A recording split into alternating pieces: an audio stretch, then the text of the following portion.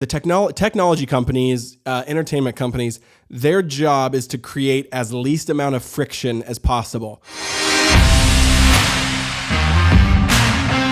What's up, guys? Welcome to another 5-Minute Fatherhood. Jeff and Jeremy here. Okay, we want to give you the number one way to cut down on screen time in the home.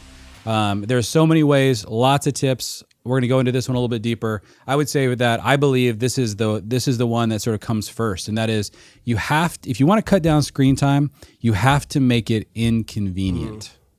You have to make, and this is so counter to everything that of course companies have done to make it. Yep. You almost can't, like, you walk into some restaurants and it's like, it's like so convenient, on demand entertainment, every movie, every show, the entire binge watchable season right there, one click away. And that is such a problem, you guys. And so if you find that, so this is sort of like if you filled your entire kitchen with donuts and it was the one food that always makes you cheat.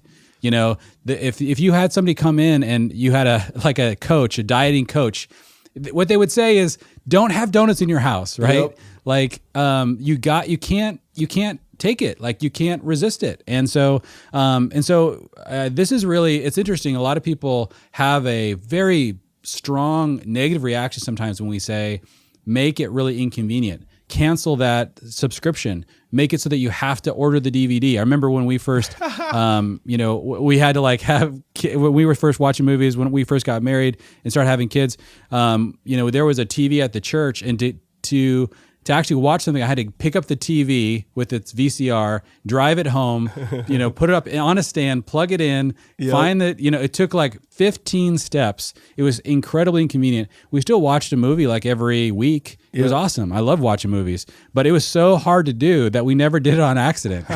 And so if this is a real struggle for you, make it less convenient. And so you can put the TV in an inconvenient place.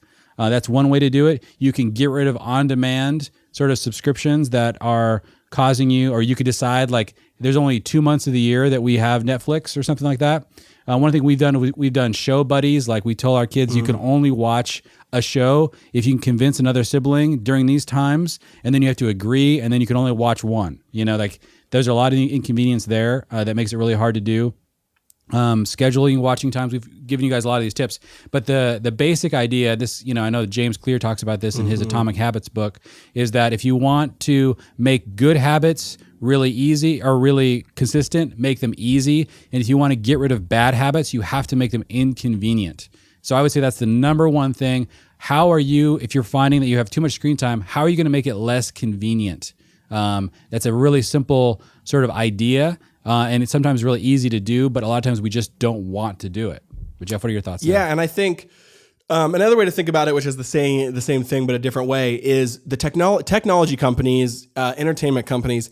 Their job is to create as least amount of friction as possible, so that then you have no almost choice but to just like turn it on or flick it on or swipe it on or watch it or whatever. And so our job then, I think, as humans, as image bearers, is to resist that by creating the most friction. Right? Create friction between you and that device so that you're resisting and fighting them and their agenda, which is not to make you a whole image bearer, but is to make more money and to actually make you more of a fragmented, kind of mind and person. And so, we do this a bunch of little ways too. One huge one is just remove all visual cues. I think we're visual people. I think we're based on, we're humans of cues. And so remove all visual cues. So we have one TV only, we have no cable, and that TV goes down in a lift, like literally hidden in a cabinet, and you have to press a button that takes 30 seconds for it to raise up. Yeah, it's awesome. But it just takes just enough time where it's not that convenient, right? And it's hidden. So like we forget, we don't even think about it. It's not the focus. It's not the focal point. You're like, oh, there's a TV. Let's turn something on. We don't see it.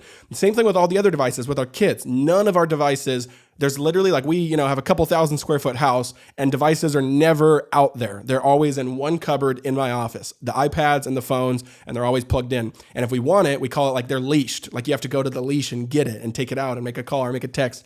And so like visually you don't see anything. They're all in a cupboard hidden away.